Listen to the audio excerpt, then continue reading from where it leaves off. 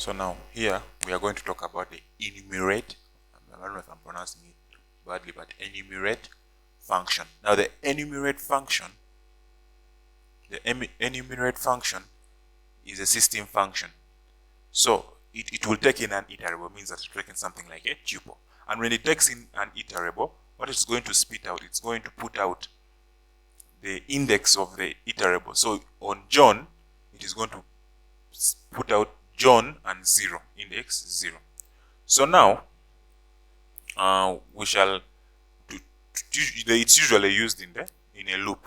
So for now we shall say, let's say, for I student in iterable student. So what it's going to do, we are going to see the iteration it's on, which will be put out in I, then the student,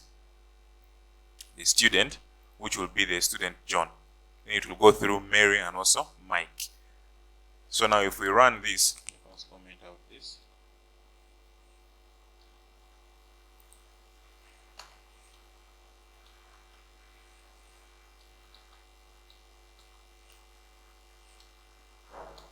You can see that it has printed for me the iteration, which means that John is at 0, Mary is at 1, and Mike is at 2.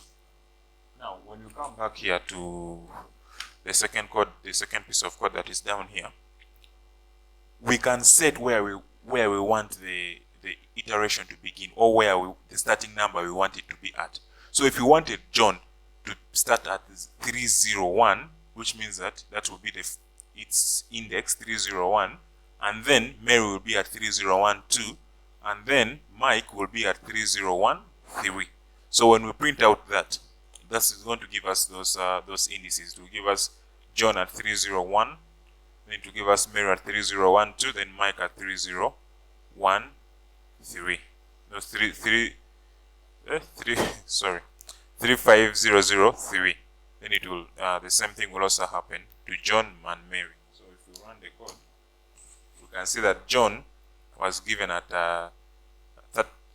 3501, Mary was given at 3502, and Mike was given at 3503. So we set where we wanted the index to start from, or where we wanted the starting number to start from. That's how usually enumerate also can be used. So it's usually used in a loop, and it is a system function which you can call anywhere in your code.